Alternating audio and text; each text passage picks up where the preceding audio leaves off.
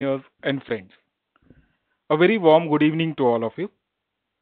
On behalf of the Bombay Chartered Accountants Society, I welcome each one of you to this interesting session on the impact of technology on the role of auditors. We may like it, we may hate it, we may even dread it, but we just cannot miss it. The impact of technology is so pervasive in all spheres of life.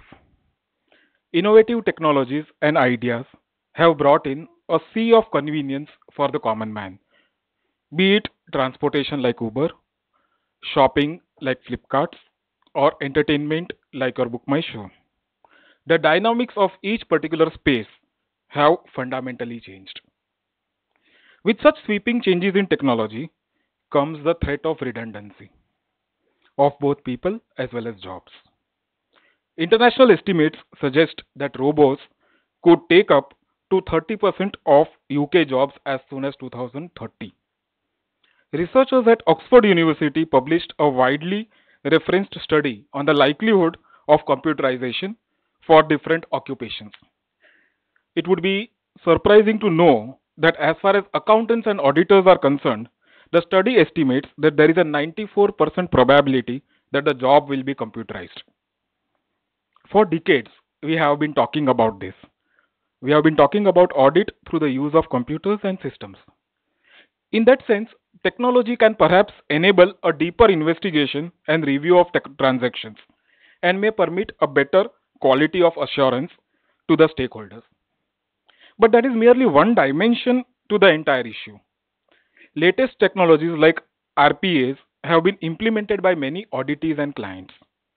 Is the audit profession and approach of audit suitable for gathering an assurance in such a fully automated transaction processing environment?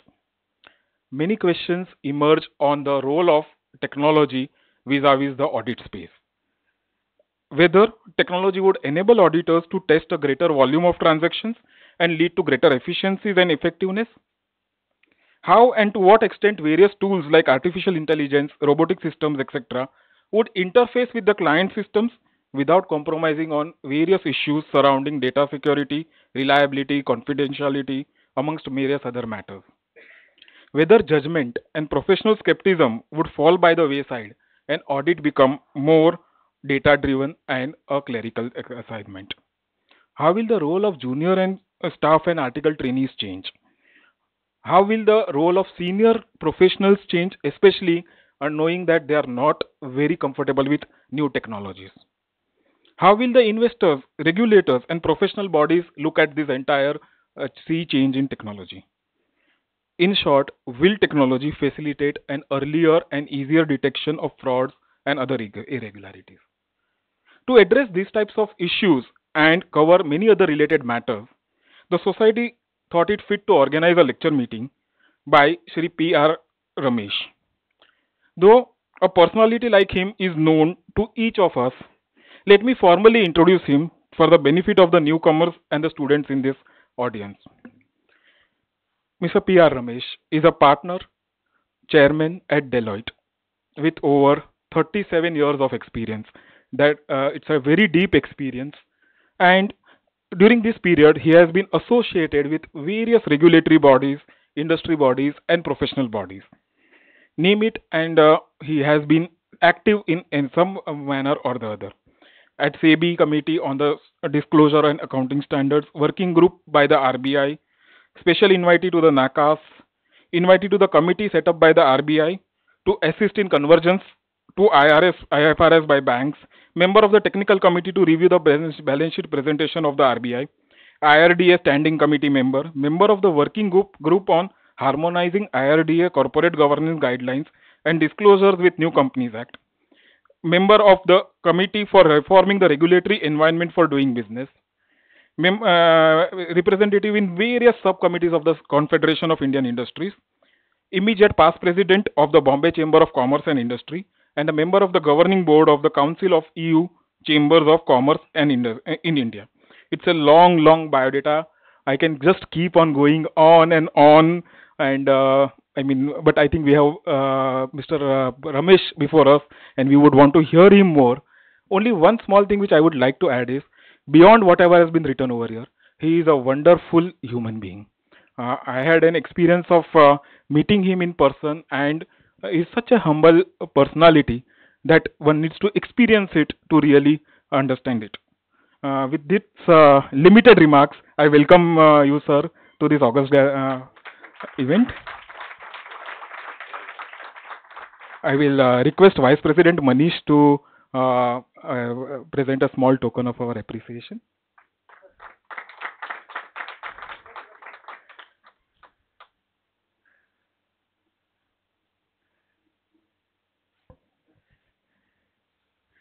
Sir, the floor is all yours.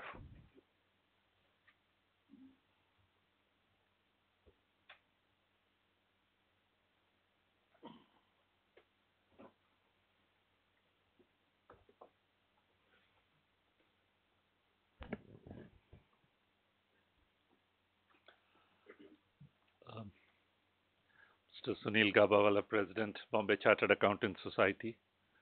Manish, as I was told, the handsome Vice President of the Bombay Chartered Accountants Society. Chirag, past President Nitin, very senior professionals here, Nalin Bhai. Truly honored to be here in BCS again, and this time in your premises here, and on a topic which I will take you through, which I think requires very, very significant courage to introduce such a topic and discuss and debate this topic.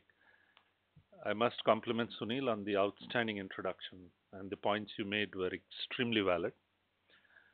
And also, thank you for introducing me. Except that I must clarify. You mentioned 37 years of experience. I've been 44 years in the firm now as I go through. So, as it happens, sometimes the profiles don't get changed, even time passes. But the reality is, and this is very important, the reality is when people talk of experience, whether it's 44 years of experience or 37 years of experience, in today's world, it doesn't mean anything. Absolutely nothing. And what is real experience? I just calculated as I was sitting here. I have, in my lifetime, I have slept 189,930 hours. So, am I an experienced sleeper? I have walked 230 million steps in my lifetime. Does it mean I'm experienced in walking? That is time spent. So, I have spent, 44 years in a way in the profession. What distinguishes time and experience is that incremental improvement which you do to yourself. A marathon runner runs 1 hour at one time. Next time he tries to complete it in 55 uh, minutes. That is experience. He tries to improvise. Otherwise, if you're doing the same thing over and over and over again, that's not experience. And the reality is that in today's world, the world it is today, experience does not count. And I'll tell you why. And then that's why I said this topic is extremely bold. I really compliment you because I've spoken on a larger topic, which is somewhat, when you said related topics, I will cover that. The larger topic, in a way, being the future of the profession. The question which we need to ask ourselves is what is the future of the profession? What is the profession of the future? This is something which we need to ask in the current context. And key to all of this is relevance. Profession is not about a qualification. Profession is not about being in a professional body. We could take pride that we are in a professional body, and if you're a chartered accountant, you could take pride that you are in a professional body which was set up in 1949. Doesn't mean anything. The question is, as a profession and as a professional, are you relevant? What is it you profess to deliver? What is it society wants? Are you meeting that? And that is why an introspection is required even on a function like this. In fact, in recent times, this function is more in the newspapers than in any other function. Once again, in newspapers for a variety of reasons. And oftentimes, I personally believe that the real issue is missed. The real issue is understanding what is the angst, what is the expectation. Are we delivering to expectations? And that's why this topic is extremely important, because it is not about being defensive. It is not about saying an audit does not cover A, B, C, D. For instance, you may say the role of an auditor is not to cover frauds. Sure, it's you may talk about it. Certain auditing standards require an auditor to factor the risk of fraud. Having said that, then you extrapolate that question. You may miss a hole in the balance sheet, but can you miss a crater in the balance sheet and still say it is not the auditor's duty to uncover frauds? So, at the end of the day, there is a need which the society expects. If we are not able to fulfill the need because of how we go about today, we need to ask ourselves, do we need to do something to what we do to try and meet the need? I know there is this issue of expectation gap and performance gap. Everybody says we need to narrow the performance gap or eliminate the performance gap. We need to try and bridge the expectation gap by educating.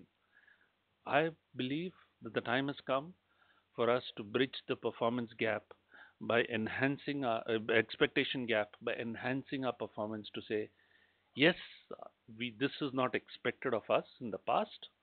This is what we will now do to try and meet your expectation. And when you come into this context of the subject of technology, you will soon realize that if you were doing the way you're doing in 1949 when you started the profession, the formally started the profession and with the enactment, and even thereafter, or when you look at when I started in my profession, today you'll be barely scratching the surface. You'll be barely scratching the surface with the same techniques and the same tools. And that is why this is very important. This scares me. As an auditor, I am terrified. I'm terrified because I believe, and I can say this, I believe I'm ill equipped given the pace of change in the environment. So let's spend some time and I'll lay the landscape to you about technology. Let's understand what is that when we say impact of technology. What is that impact? Then what does it mean for our function as auditors? How has the role changed? How will the role change? It's completely different from whether there will be an audit in future. And for those of you, I can see a lot of young faces in this room. Sorry to say that I don't see too bright a future for audit, given the impact of technology, which Sunil did mention, and I'll show you in a particular slide. Now, that's not something to lament about. That's not something to, cry. It's important that out of every crisis, you reform, and there is an opportunity which is there, and you transform yourself. What will be needed will be something different in a form which is different, which then we need to reskill, retool ourselves, and provide that. So when I say audit will not be there in this, I'm meaning audit in the same form will not be there. The annual audit which you see, the annual general meetings which you see, the annual report which you see, all that over a period of time, it's a question of when, not a question of whether this will go. That is the reality. So let's start by understanding the impact of technology. The fact of the matter is that technology is all pervasive. It has impacted our lives in what we do, how we relate to each other, how we entertain ourselves. Every aspect of our life is impacted by technology. Early in 2000, I attended a program in Bangkok. There was a speaker called Wolfgang Grülke. He wrote a book, 10 Lessons from the Future. And he said, start thinking what will be 10 years from now. I'm talking of early 2000, he said that. I even then was reflecting, and if I now reflect and say, if somebody told me in 1999 or much earlier that I can, you know, talk uh, to systems, I can, we will, the way we use mobile today, in my first mobile, I think it was 18 rupees a minute or something like that. It was extremely expensive. It had an antenna so big, and it was heavy, like a compass box. And you look at it today, you look at what your driver, your maid, they have multiple SIMs into that same gadget, and you see them, the ringtones they have, you will be ashamed and you'll know that they are far ahead than you. It's amazing change, dramatic, and considering, and I'll show you some of that in terms of just to tell you what is technology, what is its impact. Today, this, the talk in the world is what is called the fourth industrial revolution. The first industrial revolution happened in somewhere around 1740 to the 1800s when railroads came into existence. In the United States, etc., you could see the impact of railroads and therefore people being transported from one place to another, a whole host of things. The second industrial revolution happened the later part of the 19th century and the earlier part of the 20th century when you had automation. You had assembly lines. If you see the movie 1934, Charlie Chaplin movie called Modern Times. In 1934, the movie was titled Modern Times. I don't know then what will these times be. And you had an assembly line there. I was amazed. There was even something like a closed circuit TV then. 1934, they imagined that. Then the third industrial revolution is what you see in the 60s and 70s and 80s with all this industrialization which has happened. And now we are in the fourth industrial revolution, which I will talk about.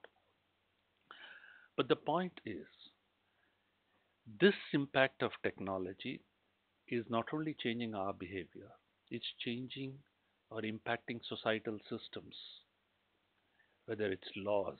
Today we talk of privacy, we talk of data confidentiality, you talk of WhatsApp creating riots. Can you imagine this 20 years ago or 25 years ago? And can you imagine how the people are addicted to WhatsApp from very early morning, good morning images to late night, good night images also I keep getting. And that's in a different context of storage I'll speak to you about. But the fact is,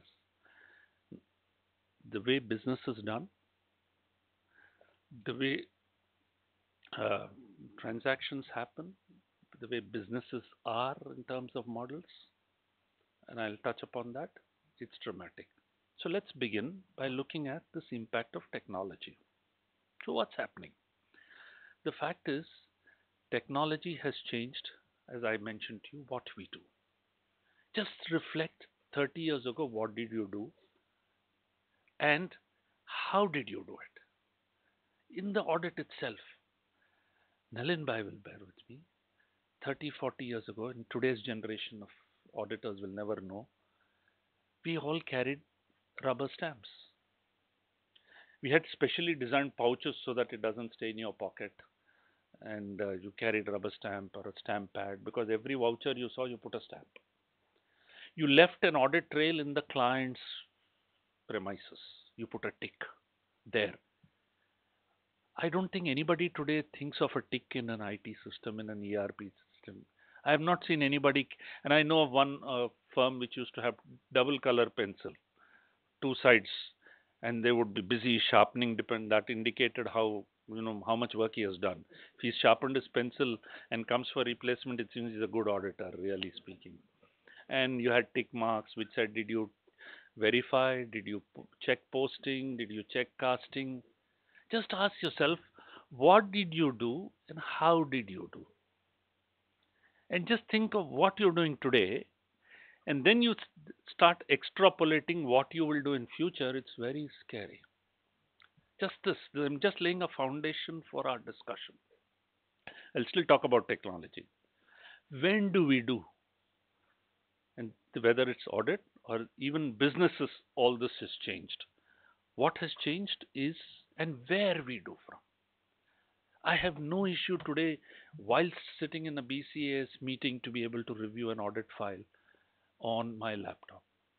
I can do that. I can sign off. I can do everything, or in rather than a local train. So if you ask somebody, are you doing an audit in a local train? I mean, you would be horrified if you had asked somebody 30 years ago. There's no way. But today, it doesn't matter where you are. You're on a flight somewhere. You're actually doing all of this so differently. Then we will analyze the impact. But what has not changed as much is we say businesses has changed or has not changed. Business models have changed. Businesses are still there. They are done differently. There is absolutely no doubt.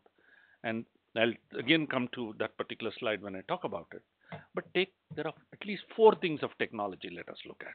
And I'll touch upon each of these, okay? Which is storage, speed, sensors, and connect. Just 4, and I'll take you to many more. But let's take the first one. You may not be able to read the text, but I'll just to put it in perspective. Let's go back to 1956. This slide says IBM ships first hard drive the size of 2 refrigerators. And what is the size of that hard drive? 5 MB. 5 MB in the size of 2 refrigerators. 1956. 1971. Add on, 15 years later. IBM's first floppy disk stored 80 kilobytes, 80 KB, read only, and go on to the next one. 1980, 24 years later. IBM's world's first 1 GB hard drive could store size of 1 refrigerator. 1 GB size of 1 refrigerator. Just look at storage alone. 1996, first DVDs store 4.7 GB of data. 2001, first USB flash drive 8 MB. Modern flash drives, of course, it goes on even 256 GB you get in a small flash drive, but much more.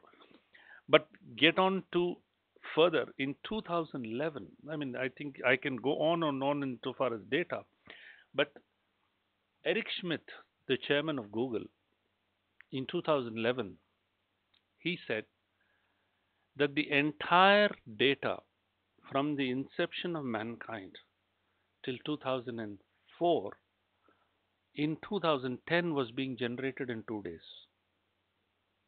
From the entire data from the inception of mankind till 2004 was being generated 2 days in 2010.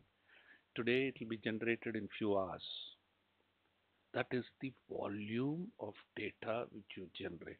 It's no longer about GB, no longer about terabytes, it's no longer about petabytes, no longer about exabytes or zettabytes or yetabytes. You come to 1 followed by 24 zeros or 27 zeros. You can put the GB beside that. That is the volumes we talk about today.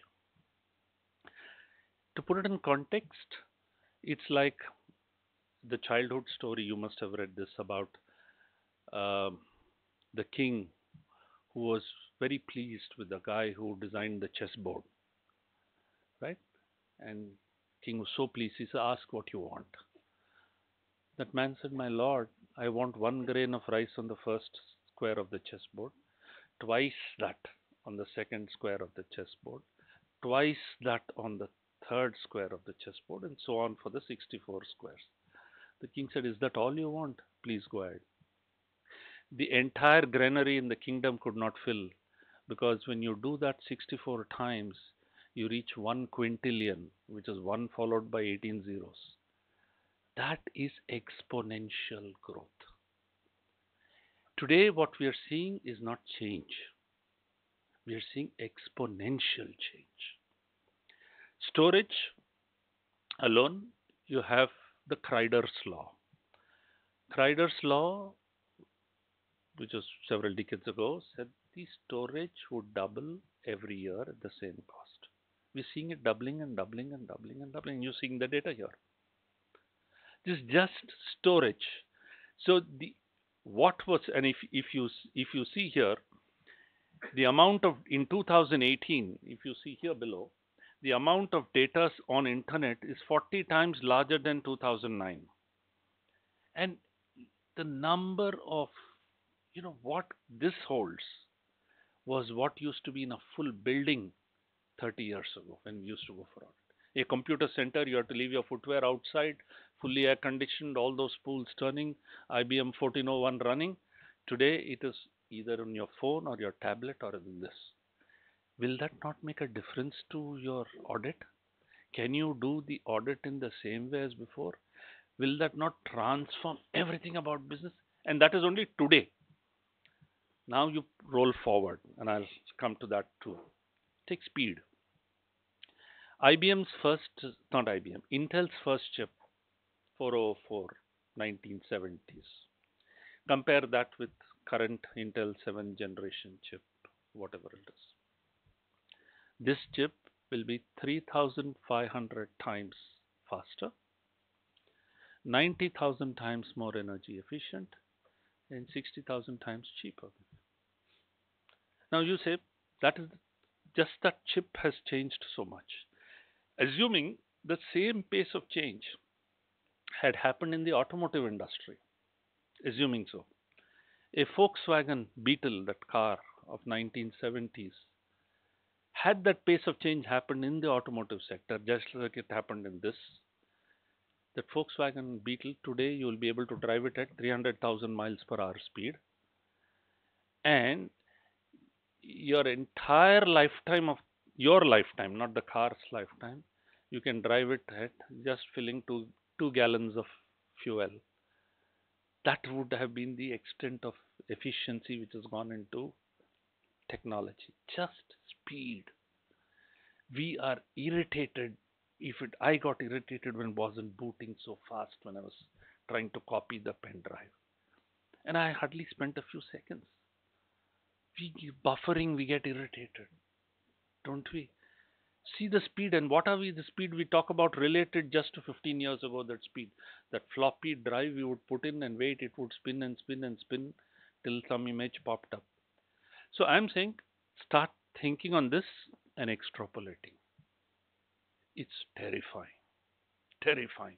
But at the same time, there's a huge enabler. So that's the speed at which transactions are being processed. Billions of transactions today are there in IT systems. So when ERP systems came in, as an auditor, I was ill-equipped because I would do ledger scrutiny. So much. Look at journal entries, look at vouchers. Suddenly it's all ERP systems. If for one single entry I can't find the debit and credit, it goes through multiple routing accounts, and you're lost completely. So you can't say, give me a printout of the ledger, I want to do ledger scrutiny. Can you today for any organization in the way it is? Just think of, can you? You cannot. The way transactions are happening. So the fact is, just these two. Take the third one, sensors. Sensors has changed everything. You don't need a watchman, you don't need anything. Today, sensors have developed to such an extent, the only thing pending is sense of smell. Whether it is taste, whether it is touch, whether it is sound, whether it is temperature, whether it is movement, whether it is pressure, you name it, there are sensors for everything. And that is why you wear a watch, you walk, it tells you so many steps. It tells you how you slept. Everything, right? How? There are sensors in everything. Gone are the days where, if today investigations, whenever today any crime happens, in the good old days, police used to bring the dog and a handkerchief and then show this. It'll follow. It goes to Churchgate station. They know that guy has boarded the train. End of the story. Now police doesn't bring the dog. They look at CCTV images. They look at cell phone data. They say who was there, track where the person is, crack the case. So as an auditor, what do you mean? Now if you want to do stock consumption audit or whatever it is, are you going to spend time looking at issue slips and this and that? And you may, for all you know, decide to look at the CCTV images of the store and see how issues are being made and how receipts are being done, who is done, who had access, who did not have access, what is authorized, what is unauthorized, what is the item, and if you add it on to RFID tags, etc., it's even more. I was in Seattle early this month. If you go to Amazon Go store, fascinating experience of the future of shopping. That store is something like the size of this hall, or maybe a little bigger, maybe. There's thousands cameras or more, thousands of, you can't make out. They're all cameras all over. You download the Amazon Go app, which is in my phone. You enter the store with that app, go in, pick up whatever you want, walk out. As soon as you've stepped out of that store, it's built to your account. Ting, you'll get a message. And if you, all of you want to come along with me, I can enter you through that same app. Each one of you can enter. And any of you pick up, I'll still get debited. Instant as soon as you'll walk out. That is the future of shopping. No bill, no standing in line, nothing. You may pick up something, put it back. It records those images. God knows how. I don't want to know at this stage. But all I want is that experience. I walked out. As I walked out to the curb, the message, your account has been debited by so much dollars. That's the future of shopping. Now you ask audit how, where is the bill, voucher? This is a hard reality. That is because there are image sensors, there may be other sensors in the way it is, that processes the data. And then you have this fourth one, connectivity. You ourselves know, we have gone from 1G, 2G, 3G, 5G, then finally Suno-G. Now we have to decide what it is, whichever. And each one is phenomenal speed. It's instantaneous. And the length and breadth. I'm amazed as to how when you sit in an aircraft, which is going 750 miles per hour or 800 miles per hour, they say you can do internet on the aircraft, right? You can make calls uninterrupted. So you imagine it's going at that speed in the sky. It's communicating with your own servers anywhere in here, and you are doing email, you are sending, receiving mail, you are talking on the phone.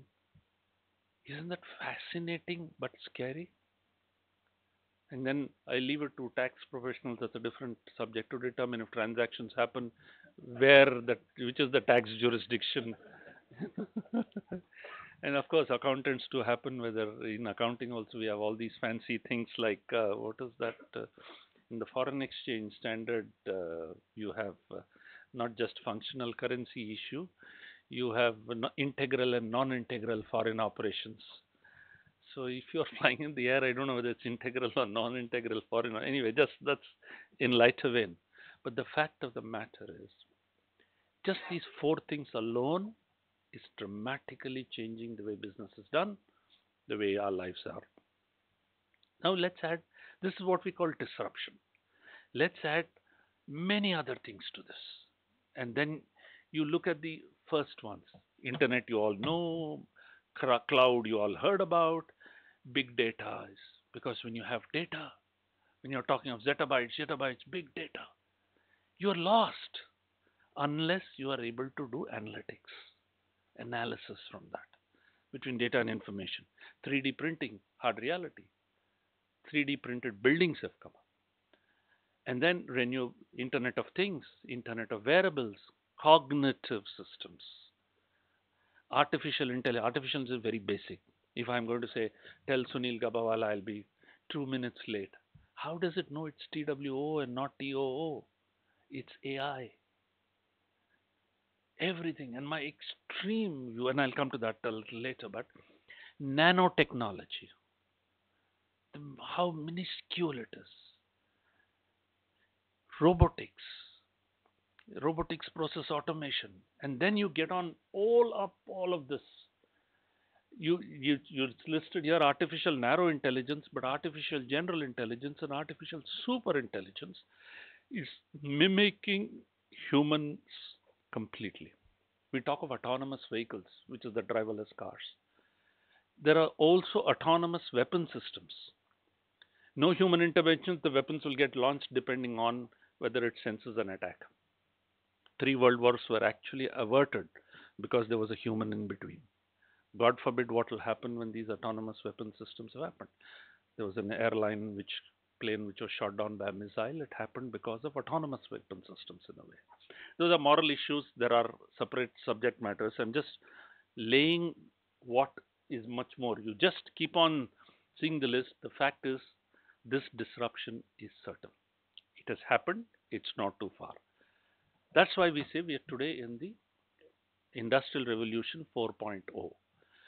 An Industrial Revolution 4.0 is a convergence of the physical world, the digital world, and the biological world. In terms of when you're talking of biological world, you're also looking at DNA printing, you're looking at cognitive neural networks, you're studying the human brain and see how you can replicate. Even when you try and wear virtual reality glasses. Virtual reality, you're entering a temple, you're seeing the image of a temple. You just look up like this, actually, the image shows you the roof of the temple. You look down, it shows you the depth of a valley. It's sensing your eyeball movement and then showing you the images like that. Isn't that? That's why it's called virtual reality. And virtual reality, I have seen. I went to a company recently which was making tractors, and they were showing me virtual reality in marketing. You are a customer, you come in, they say, you wear this. Okay, forget it. And you're marketing to a farmer in his farm.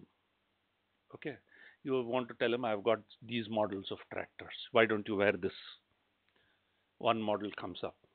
He says, why don't you drive that? So you walk as if you get onto it, you touch, feel. As you are virtually doing it, you are getting that feeling, and you want to look at how the dashboard looks. You turn your head towards dashboard, it'll show you the details of the dashboard. So you're getting a virtual feel of the tractor without actually physically seeing the tractor anywhere near you. And the marketing is happening. Why don't you start the tractor also, it says. And with audio, you'll get the sound also. That's a different thing. But I'm just giving you an example. And so the Industrial Revolution 4.0 is what we are seeing. That's a subject. Of course, there are related subjects with it, which come cyber security, etc. So what we are seeing is the physical to the digital to the physical loop, which you're seeing here. Physical with sensors, etc., translate that image into data, and that data triggers actions. That action in turn may create movement of goods, movement of it. So physical to digital to physical. Somebody came to me today in the morning from Hyderabad to see me. He had developed a product which will tell the soil content by purely photographing the soil. He says, I've developed that with the image.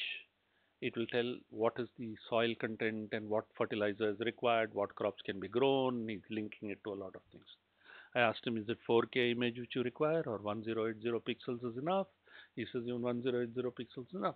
But the point is, it's converting that image. Today, if I'm a soil expert, I also look at the soil, color of the soil, and then say, no, this soil will not grow these commodities. I'm relating to my visual with a certain data which I have, and then coming to conclusions or opinions. He replicates that today with the volume of processing which is possible, linking it to databases, and then you're able to get that answer very easily. I was at the World Economic Forum in Delhi in October. where Dr. Naresh Trehan of Medanta presented a thing like a treadmill, which has many cameras, which is finally linked to computers. He says, you just walk on it.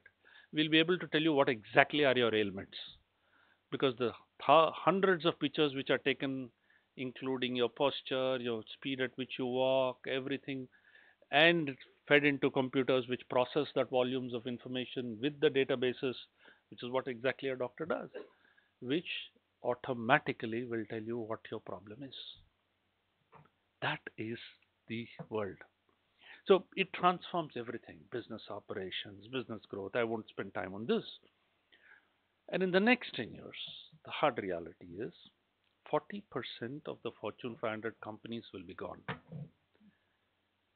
If you see 1994, let me take that as a year. The top three companies in Detroit had accounted for a market capitalization of $36 billion.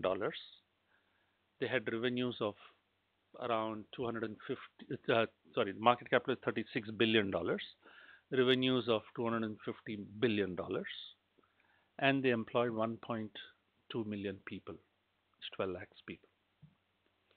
In 2014, put forward 20 years, or even you can take it even now, those top three companies account for market capitalization of, and it's not those same three companies, account for market capitalization of $1.06 trillion. So market capitalization the same, $36 billion, revenues of $1.06 trillion, and only 130,000 employees, as opposed to 1.2 million employees. So the new age companies are technology companies. If you could have a different issue in terms of employment, future of work, future of mobility, there are a whole host of subjects which are being discussed. But this is not my quote. You'll find many such things which have happened. And look at this, Kaufman Foundation says, the surprising truth is the last 25 years, almost all private sector jobs have been created by businesses less than 5 years old. Scary, but this is the truth. 3, Peter Diamandis, he's an outstanding guy. Peter Diamandis, he rakers while all our great guys of the Singularity University he's attached to. 3 billion new minds will join the connected internet in the next 5 years. You overlay all this into the demographic profile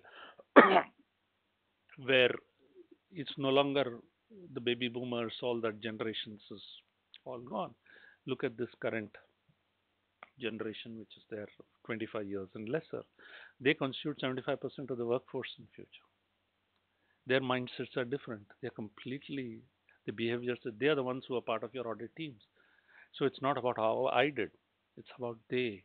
What do they do? How much time they spend on WhatsApp and how do they actually do? Those are different things. So what's different? The big change, you'll see what has shifted from, in a way, hindsight, historical reporting, which used to happen, to insight. Then it moved on to, okay, more analytics, more data, a whole host of things. It's moved on to foresight. That is the big change. Now the new technologies, which has all happened, is completely moving the needle ahead. If you see some of these, if you go back to 1970s, all that, everything was related to the then storage possible, right? It was all manual. You captured data. You had mainframe computers. Your desktop computing came in a little later. Then in 2000, it went on a little better. You had performance analysis, profitability analysis, mobile devices started coming in, right? Today, all that is all gone. Even whether you'll carry a mobile is debatable in terms of if you carry embedded chips. That's now we talk of cognitive computing. You talk of blockchain, advanced robotics, process automation. This is the reality. Advanced computing. So technology I have taught. What does this mean? First, before we go to audit, let's see what does this mean for us as professionals. Because the larger profession also we need to address. The first thing is impact is disintermediation. Technology will eliminate intermediaries. Travel agent was an intermediary between a traveler and an airline. Where is the travel agent? Earlier, we had to go to Sita World Travel, Trade Wings, Travel Corporation of India. They would write tickets on the stub, beautiful offices. If you want a return ticket, the stub is different. If you have multiple journeys abroad, it's different. You couldn't enter travel if you didn't have that physical ticket.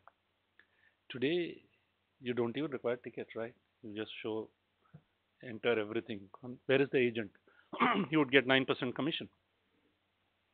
Now, ask yourself the same thing. Can I live in 1949? I may have been in a profession for so many years. I may have been a travel agent, part of Travel Agents Association of India, TAI. What is my future? My future is zero if I was a travel agent. What happened? He was the intermediary. Disintermediation. An extreme view, let's assume an extreme view, which none of us will like, is a pujari in a temple will disappear. He is the intermediary between you and God, right? You go to Siddhi Vinayak to pray. Whom do you pray to? Pujari or God? God.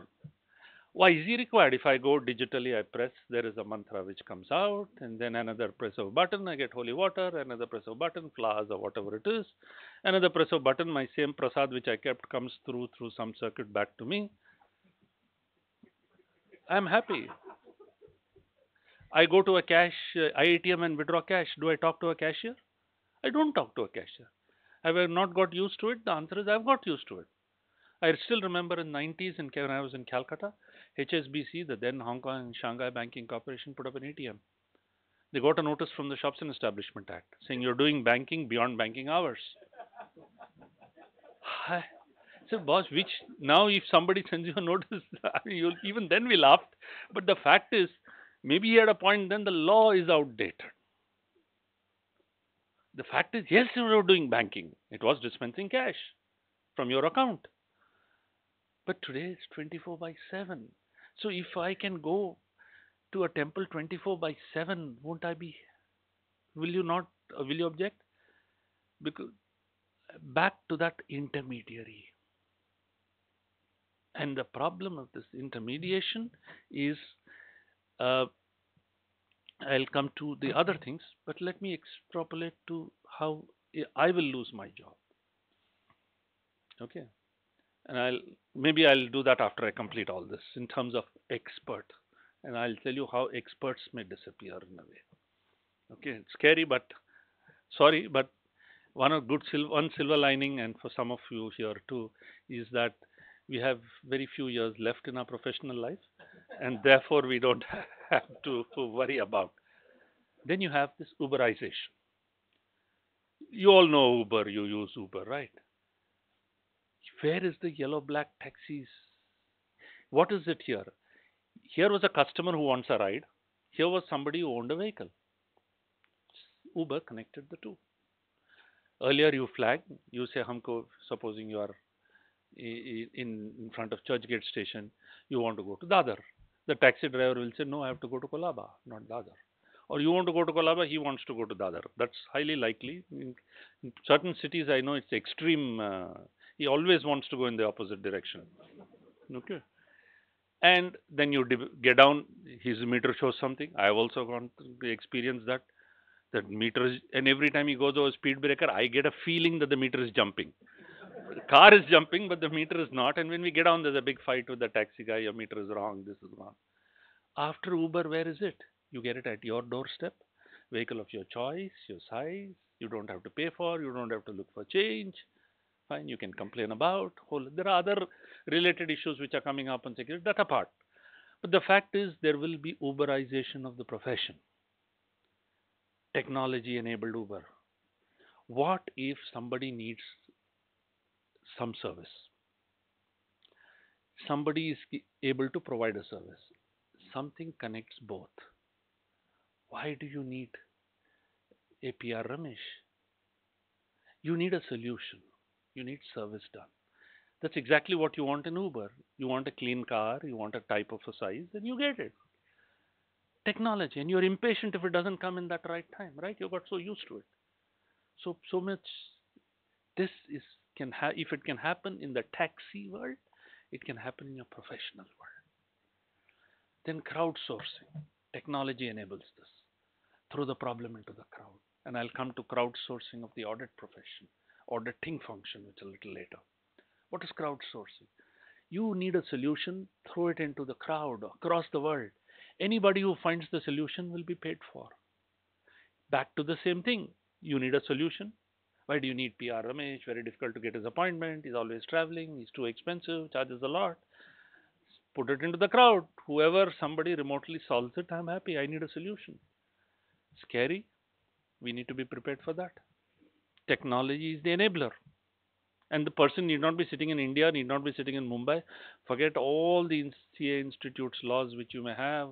Should be member in practice, should be resident in a place for so many, how many days? 180 days, is it? Something to that effect. Where is that resident today, 180 days? Regulation you need to start asking yourself in a technology world. Removal of statutory requirements. Same thing happened in Uber. Railway black taxis only VR license to drive. Gone. Customer drives, market drives it. When you start thinking on these, start thinking audit. I am only licensed to audit. ATM, does it have a license? Meaning, and I'll come to the next one, which is even more interesting. Exclusivity. Only I can do it. Along with this statute requires audit. What if audit is not required by statute? How many will want an audit and pay you that fee which you want? That is relevance. Exclusivity. Only I can do. Because when machines can do, there's no only I can do. It doesn't pass CA exam or any exam for that matter. It will be equipped with all of that, which is a futuristic. I'm saying the problem for us, all of us, collectively as a profession, is we tend to think linear. But in today's time, linear thinking is irrelevant. Strategic thinking is important. Because the change is exponential, whatever way it is. And second thing we have to realize, I cannot continue in the way I was continuing. It will change. I have to be prepared for that. Like it, I don't like it. So no point in defending what I want to retain and like it, because that will not be the way the future. This is the big change as professionals we should start thinking, and that's why I complimented BCAS on taking this. This is scary. Emergence of paraprofessionals. And just coming to audit, bear with me. Emergence of paraprofessionals. There was a time when I needed to check, say, blood sugar. I went to a pathology lab, gave my blood, first fasting and all that. They'll say, come, give my blood, come in the evening for the report. In some places, come next day. All sorts of things used to happen. Today, what do? Even if I want a lipid profile, I prick myself, check, put it into that strip, instant I get the result. Am I qualified? I am a paraprofessional. You go, Vizag airport has a stall. Your flight is delayed, you do a complete checkup. Lipid profile, blood group, everything he'll do instantly in 10 minutes. Give you a report just like a pathology lab will give you. He has a machine there, he'll do it for you. Is he MD in some pathology? No. I'm sure he's not. But paraprofessionals today, organizations don't mind an 8th class pass with the use of technology is as good as a professional. You and I are as good as doctors because first thing when pain in the knee, you'll start Google. What is pain in the knee? What could be the possible causes? Many things, osteoporosis, this, that, whole host of things. They will. You go to a doctor, he'll give you the same lecture. No, your age, osteoporosis, take vitamin E, vitamin D, whole host of things. Correct? Don't reduce your weight by 10 kilos. Don't play badminton. Many things you'll do that Google also tells you. Right? That, and of course, all of this commoditization, cost pressures. And cost pressure, why will it come? You and I do the same thing. Why? Because technology. Technology has made it possible to do the same things cheaper. I gave you the thing, faster, cheaper, everything. Even materials are changing. The future, which is scary, take graphene as a material. Graphene is 200 times stronger than steel. 200 times stronger than steel. And 1,000,000 times thinner than the human hair. Just do research and see graphene.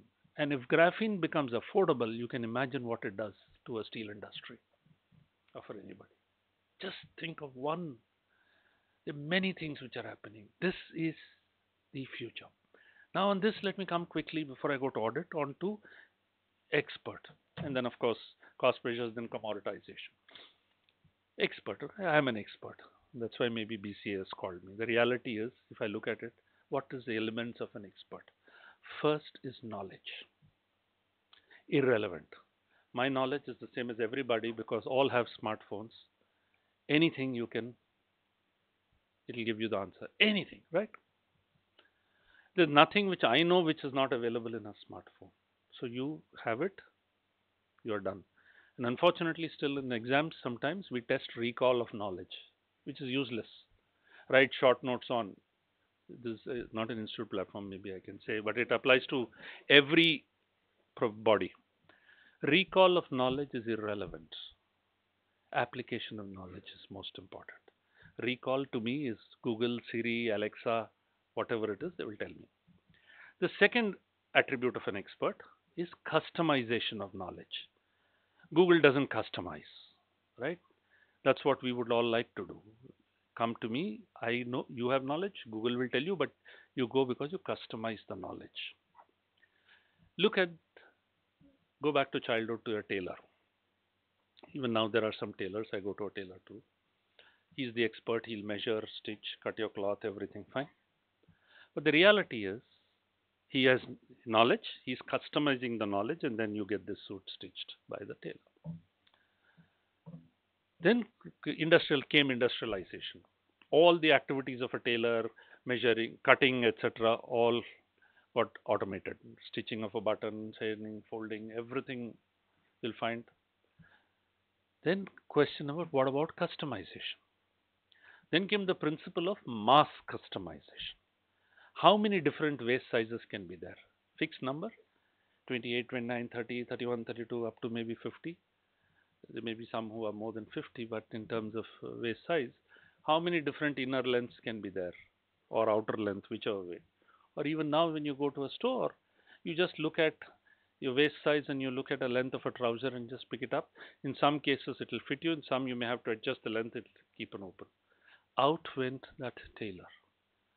How many different M&A models can be there? Finite number, boss. It will all be available in Google. So as professionals, your knowledge is available. Your customization of knowledge is gone. Exclusivity, as I mentioned here, if it is gone, like I went into Uber.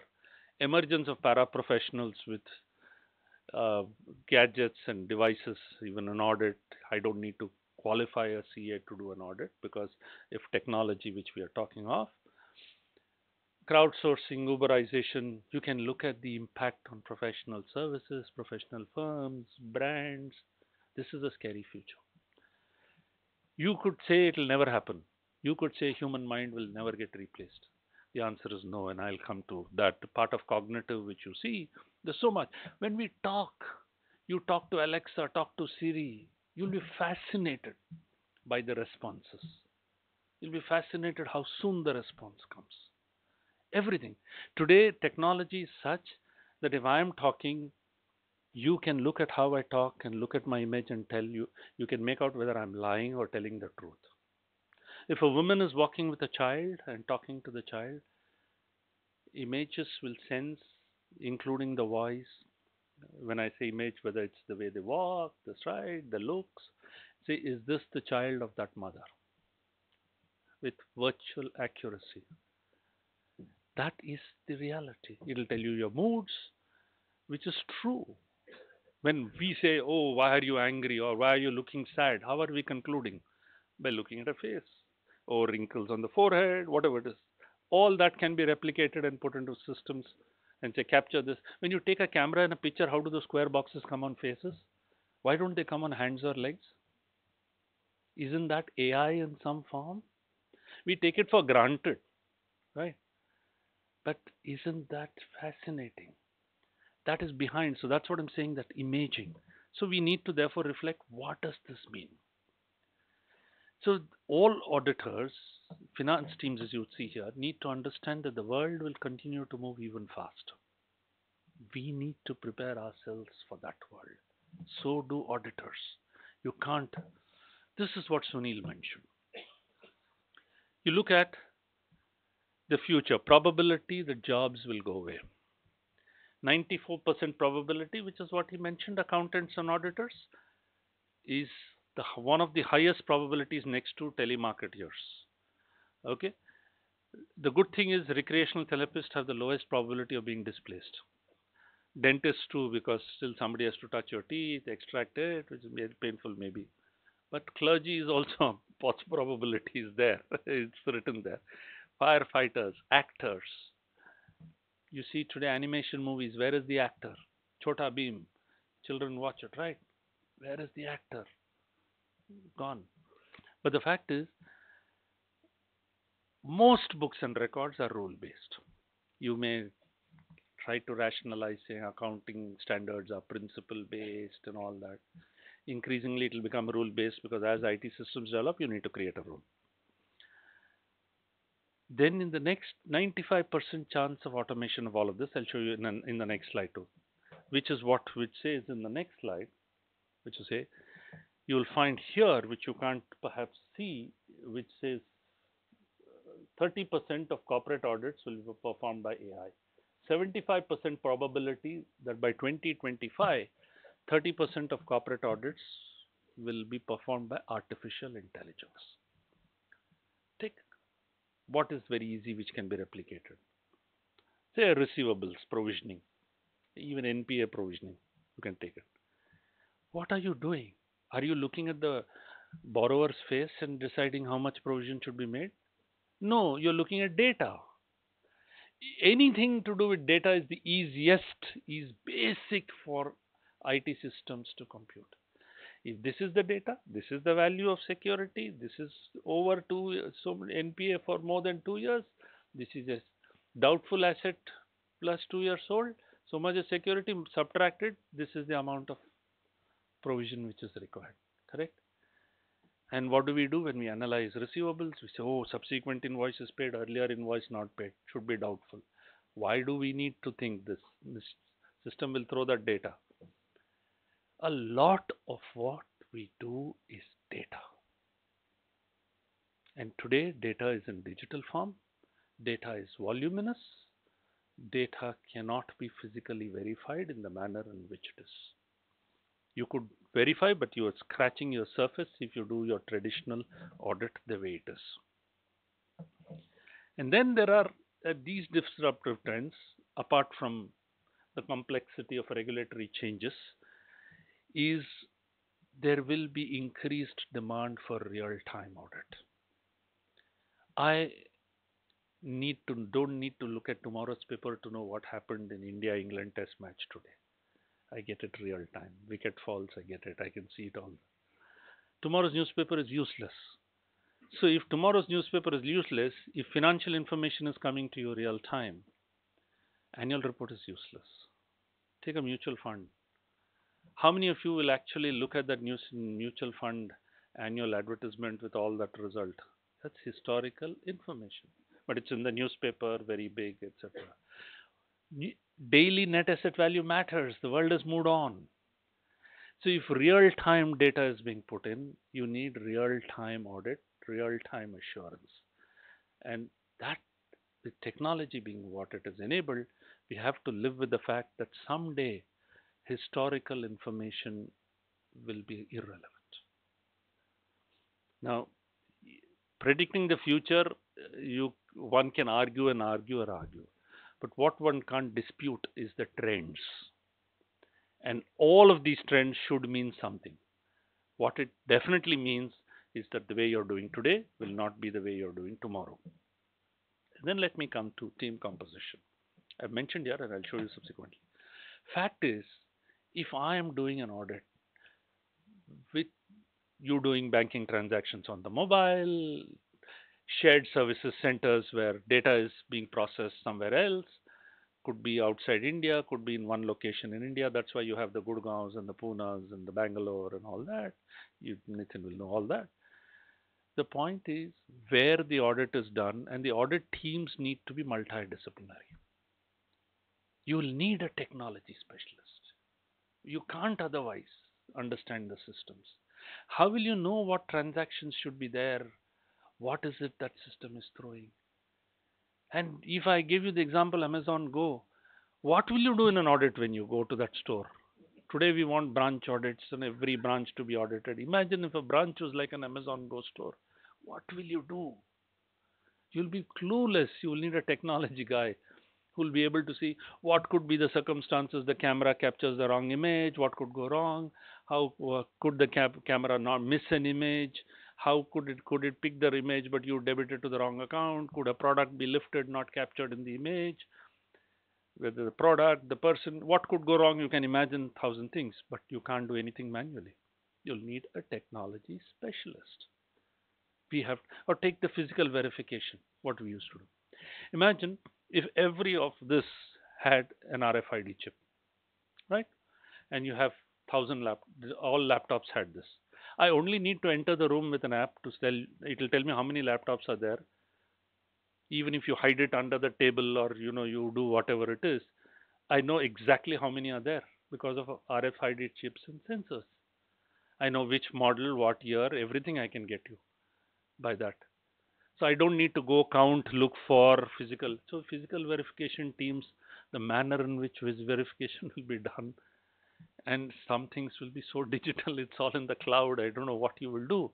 And the fact is, you need data analysts today, not just technology persons who provide assurance on cybersecurity, on access to those systems, whether the same programs have been changed. You have read about all that program changes. You have access controls, program controls, change management controls, whole host of things.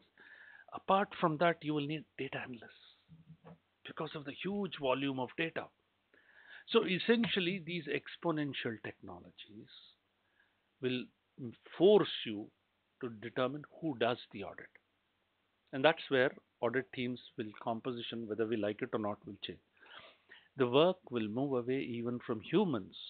Because if I give you an example of receivables provisioning, or I give you an example of provisioning for NPAs, you don't even need humans. You don't even need 8th class pass or a CA, because that is something a system can do. You don't even need to check for disclosures in financial statements, a system can do. What are you? And then we used to do a lot of work. Closing stock as per P&L, whether it is same number as closing stock as per balance sheet. You'll find some rounding off difference. Technology that is basic, it will never happen. You don't even need to do. Again, as I said, sensors, whatever you put in, all of it. And then when you crowdsource an audit, I say, okay, I need something to be done in so and so place. It's crowdsourced. So where audit gets done changes. There's mobile workforce. That's a separate subject on workforce for the future. How audit gets done is the core, which includes artificial intelligence being built in, which includes analytics. Huge issue analytics. So your whole study which you had, which we did in my CA and thereafter for several years, sampling formula. Why would you sample if you can run the program on the entire population and tell you what is out? I'll check a sample of invoice to determine whether duplicate invoices are there. So I would take a sample of 100 and then check no duplicates. Now in millions of transactions, I just need to run a program. Take one of the tools which we use, other firms also use, I'm sure they will have, is a tool which looks at contracts. We have say 10,000 contracts. Run that tool, it will tell me outliers in those 10,000 contracts. I don't need to read thousands and thousands of pages to determine contract A is at how different it is from contract B. So in the new revenue standard Ind AS 115, when I need to know the terms of contracts, that tool will give me easily what are the differences in contracts. This is where that sheer volume you can only deal with technology. And we need enabling technology for everybody. Wherever, whatever type of audit you do, you're doing banking audit, It's not about empanelment. It's not about any of. Are you equipped to do a technology audit where a bank is computerized significantly, where transactions happen real time from anywhere in the world? I can sit in US and do net banking and do a transaction, right? Where is the voucher? How does it happen? What are those systems? These are questions which we need to, and that's why, and the same thing, and I talked on the subject of fraud, and I'll come to that a little later. The point is, this itself raises expectations. If you have looked at the entire population, you can't then get away saying, I sampled and it was outside my sampling. The public expectation from you, regulators' expectation from you will be different. Then there is a different dimension there, which is cost expectation. Earlier, I used to determine audit fees based on hours spent. This audit takes 100 hours, this audit takes 1000 hours. Now, let's say I use that tool which runs through 10,000 contracts. Press of a button, I get the data. How many hours? It's minutes, right? Now, will my fee drop down dramatically by technology? So, the model or how we charge will have to change because no longer is it rate per hour. You're using technology, just like how you're using technology in everything which is done. Okay? Shared services, you look at how shared services operate. I won't get into this. So the fact is, we need to reimagine audit. Either we innovate or we are in the Jurassic Park of auditors. Okay, where and Henry James was asked, when should functions innovate and transform? He said the right time is any time that one is still so lucky to have. We are still the right time, still lucky to have the time. Nobody is questioned. And I've said this. I've said it at an internal audit all India conference. I said, if you think internal audit is a department in your company, you are history. You should say internal audit is a function. Machines may be performing control functions. That is also internal audit. The more images are being recorded and transactions happening, that is also internal audit. Everybody across the organization should be fun. No longer will you have an internal audit department to look at vouchers, transactions. The whole thing may change, but this is the fact. So therefore, three things are important: mindset, skill set, and tool set. Very simple here. You need a change of mindset. First, be prepared that what is the past is irrelevant. Your skill sets have to be completely different. And of course, the tool sets have to be different. I can't carry my rubber stamp, which I did. I carried templates to draw flow charts. All that I did in my time. And I worked very hard. And perhaps I felt I was doing a better audit. But in today's world, I can't do that. So I'm helpless.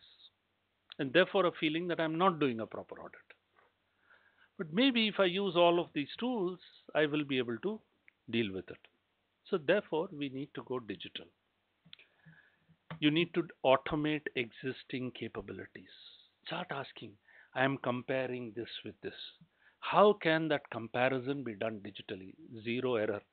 Because what happens, if you read the book called Sleep Revolution by Aria and Huffington. I'm slightly deviating from here. Sorry for the time I'm taking. Just closing in a short while. It says if you sleep 1 hour less, it's like having alcohol in your blood just within legal limits. And if you sleep 2 hours less, it's having alcohol in your blood way above legal limits. So people work whole nights, late night articles, all that. You might as well give them whiskey during the day. It's the same effect because and then you expect them to tick numbers and then tally and all that. In digital, that effect is not there. The sleep effect is not there. That is why you need to automate existing capabilities. The question is, otherwise, somebody else will do it and you are redundant. Your skill sets may have been that. We don't want those people. In our good times when we used to audit, Nalin again will recall, we used to have Comptis who had a comptometer who would add every, I don't know why this image went away, HDMI, loose connection of the HDMI, I think. Maybe. Anyway, yeah. So they would add uh, they would add all these sheets using Complement. Now, where is the? He used to be part of an audit team.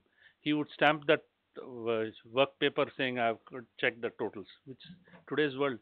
So exploring digital, what can be changed, leveraging the digital capabilities, completely becoming digital in terms of what you do, and finally, it has to be part of your DNA of your organization. Now, you'll need two types of people, what we call here. You need what we call polymaths, and we need purple people. A polymath is someone who has expertise and knowledge in a number of different subjects, blockchain, analytics, regulations. So you may need that sort of wider knowledge. And a purple person is who understands technology, who understands business. So the days of what we call bean counter is gone. The traditional CA, what we know, and that's why I say forget traditional CA organizations. You will be history if you don't change the nature of the organization. If you need to change regulations, so be it.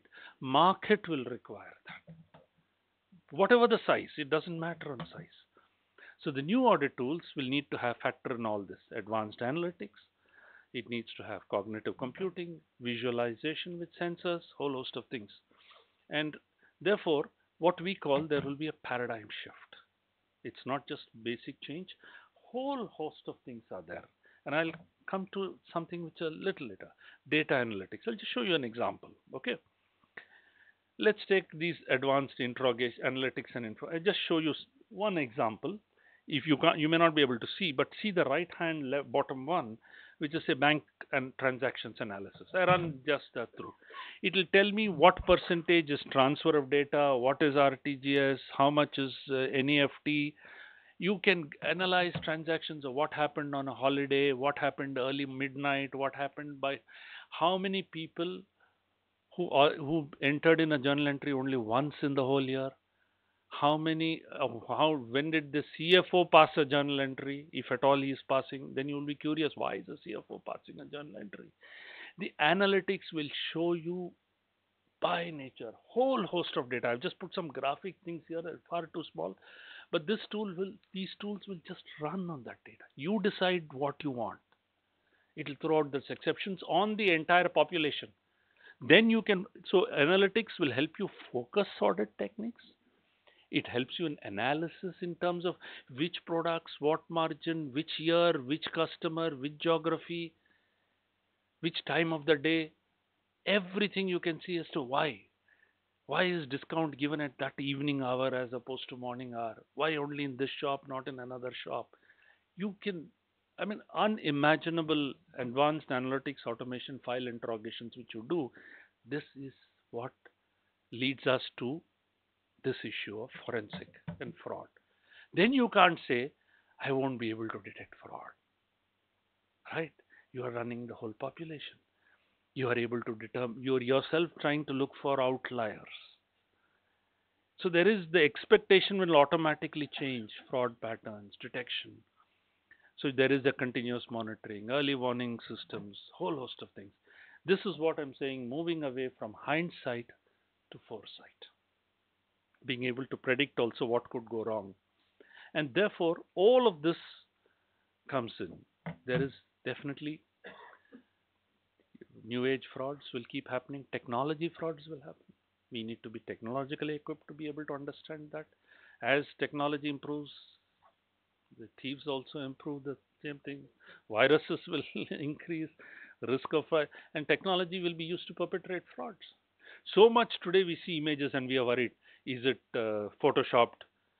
Right? And then we question, no, it can't be true. And it gets circulated by millions. Everybody circulates. I've seen so much. I've seen images of a president of United States sweeping in the White House and all that. I said, boss, somebody has photoshopped an image and put it in. All sorts of things, which is terrible. But this is also another dimension. So at the end of the day, all what I'm trying to say is you will move away from routine testing. You will invest more times in complex judgments and estimates using tools, techniques. Junior staff, sorry to say this, will be replaced with analytical tools. Audit may become real time. Test of 100% of the population may become a reality. And regulators will have access to technology. I've been talking to regulators. So I've been saying, why do you need to file returns? Why can't you access corporate systems? Returns can be manipulated, manufactured. If you just like they said, you file in XBRL format. I'm saying you have ERP systems, you have all fines. Today, as a telecom operator, I can access all your mobile phones and data. Why can't, as a regulator, instead of coming to your office for inspection, access your systems remotely? Then I can do that today. Remotely, if I can do work, I can do that. Why not? And the fact is, regulators are having more technology or equal technology. If again you read that book about the Rajaratnam episode by Anita Raghavan, you'll find it's fascinating how Rajaratnam was cornered in terms of how regulators tracked BlackBerry Messenger exchanges with the time of trades, with everything. A fascinating story. You'll find regulators today use analytics. Stock market transactions use analytics to see whether somebody's money, and advanced analytics they use. So the survival will move only of people who can think technology. It means therefore you need to be technology literate. Don't be technology myopic. Don't be short-sighted that technology will not happen.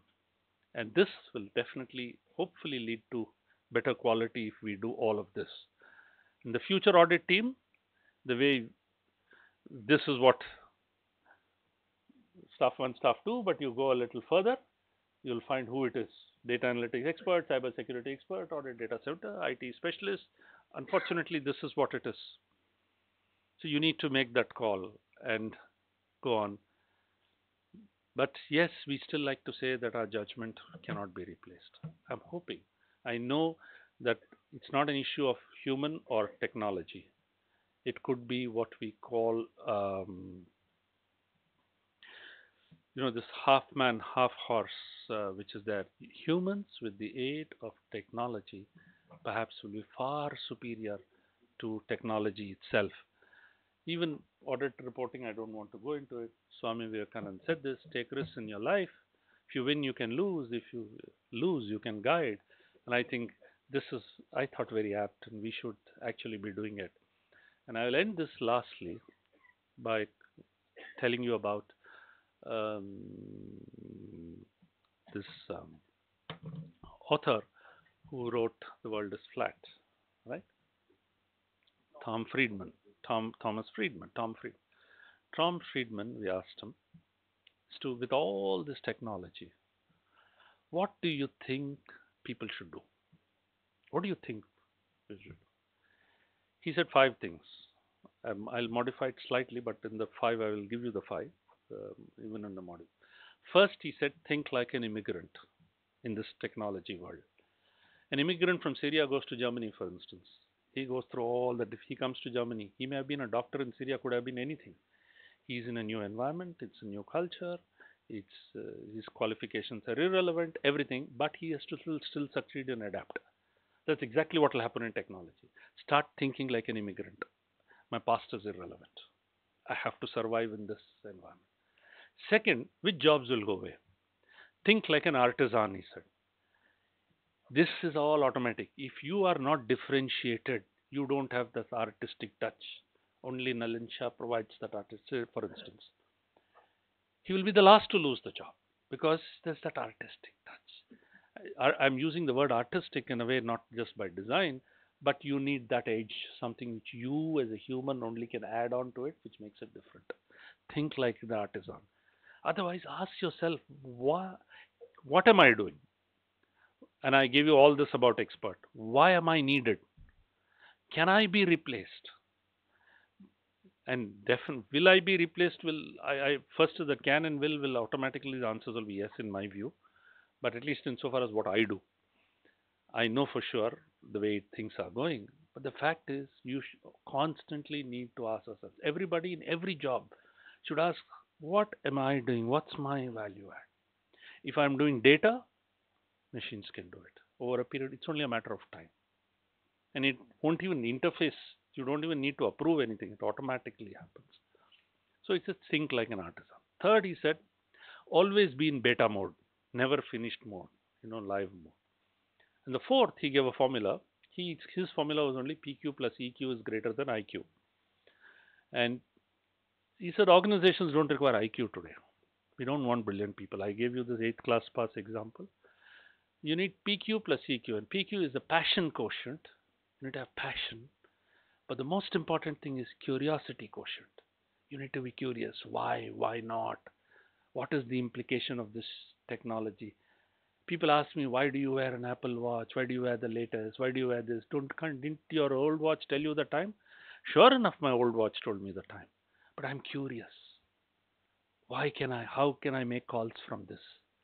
Even my full cell phone is switched off, I can make calls from this. Curiosity. Because what does it mean then? How does it disrupt things?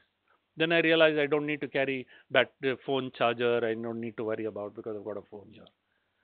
I've got an alternate phone if at all. Whatever it is, just the curiosity. Heart rate, anything it will tell you, right? So that he said PQ plus EQ is greater than IQ.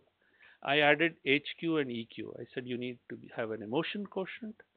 You need to be stable as an individual. You need to have mental balance. And HQ is you should be human. In the age of robotics, we don't want robots. We want human, feel for each other, heart to feel. And the fifth, he said, think like an entrepreneur. An entrepreneur takes risks. An entrepreneur never lives in the past. He'd say, ab kya karna hai? Kal kya hoga? It starts working, looks at business models. What is competition doing? What else? These are the 5 lessons. Those are the 5 messages to you too. Thank you very much for your patient hearing.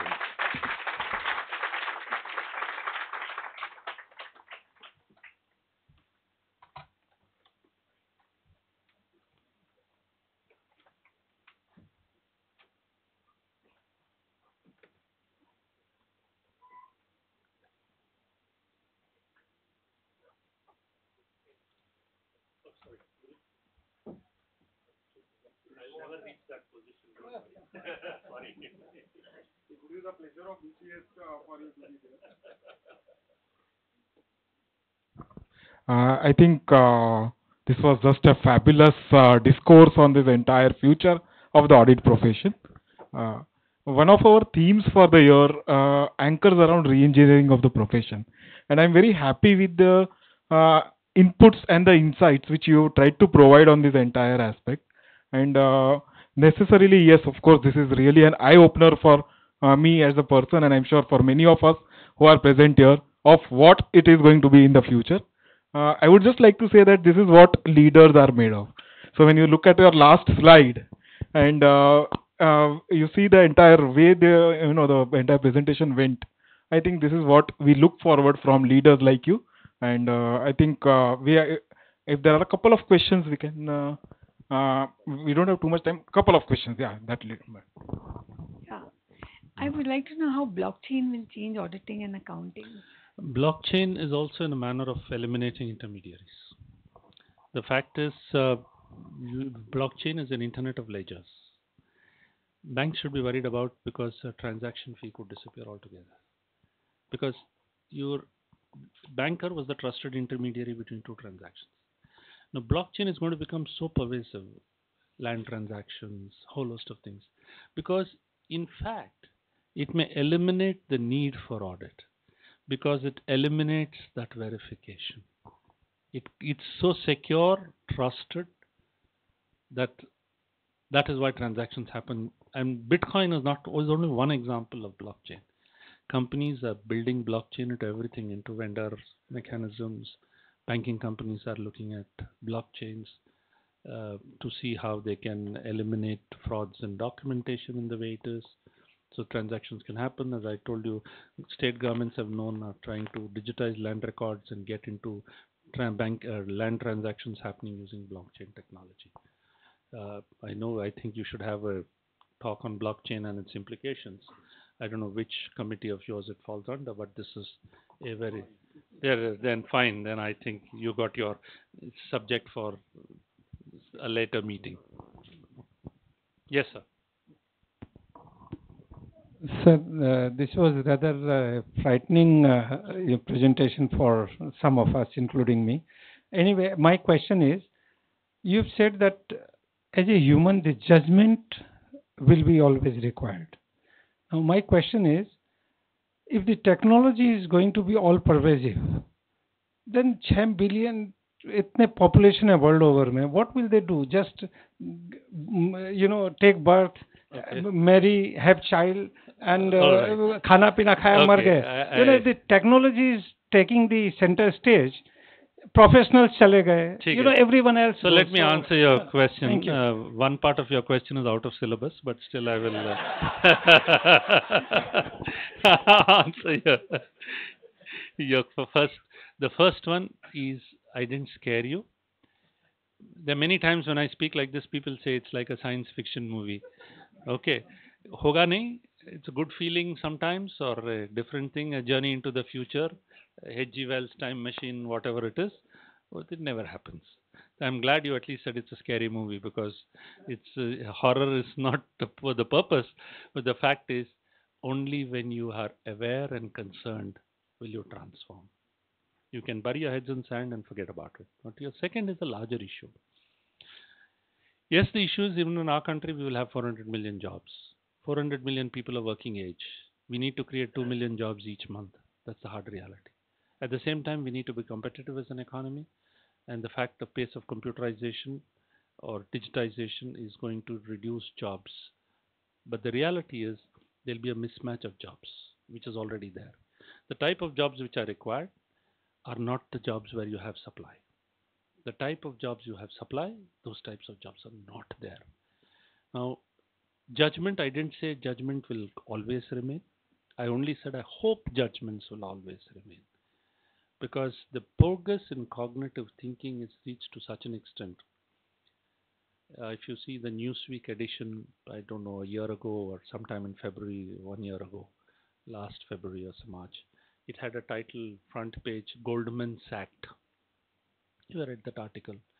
Goldman Sachs in the New York office appears to have had 700 traders who were making millions for Goldman Sachs. What were they doing? Looking at screens, looking at data, exercising judgment. Through algorithms, they replaced 698 of them, only 2 of them making the same thing. So it proved that not low-level jobs will go away, high-level jobs can also go away. So even judgments, as I gave you an example in receivables, etc., I thought I was making a judgment. The reality was not, I was not making a judgment. I was following a rule-based decision, saying if it is over so many years old, it has to be doubtful, and then make provision. Yes, Shush. From whatever you said, how do you think all this will impact the size of firms, especially the size of CA firms? You see, first is the composition of CA firms. The question, I won't even call it a CA firm. Now, you can call it a multidisciplinary. The reality is we have to accept, and I don't mind if this is telecast in the way it is, I believe there'll be a convergence of professions. If I can't, let's take forensic, for instance. I'd say take pride, forensic, CA firms do. Just to give you an example, I will require technology specialists. I will require analytics. I will require investigative people. That's why you've taken people from police, CBI background, their sense of smell in terms of investigation. I may require a psychologist, because think like a thief. And then I may require an accountant, a CA, etc. Now you put all this together and will you call it a CA firm? The answer is no. So what I'm saying, you have to decide, do you want to be a CA firm and be in that narrow? Or say, I would like to be a professional services firm because I want to be relevant. Increasingly, when tax happened, when GST happened, many of you know, clients said, we don't want GST advice. We want GST advice with a tool. Give us a technology tool, we want to comply. We have thought we can't, we want to comply. And anyway, GST is IT enabled in the way it is. And you give us updates of the law, you might maintain the tool also if you want. So the systems will work. That is, then what happens, you necessarily have to again have. So the character of firms will change, and therefore composition in terms of size will also change, because as I gave you, if I'm able to run a tool which runs to 10,000 contracts, I don't need an army of people, which is what we see in organizations today. It's all automated, sensors. Where is the watchman? For all those exits, everything is swipe card. It will tell you in out timings. Today, when you do payroll audit, it's a different way. You don't look at payroll, anything attendance register. There is no attendance register. Everything is sensor driven. You look at how many utilized lunch, entered the lunchroom, where he spent the time, who entered what facility. Oh, you leave a digital trail today, it changes the character of organization. And you are in a position to make the change, being part of the professional body. Good. Thank you, sir, for addressing all these queries. One of your points was relating to the speed which technology permits. At BCS, we've tried to implement it in a baby step manner by having an instant photograph. I'll request Vice President Nitin Bhai to kindly hand it over to you.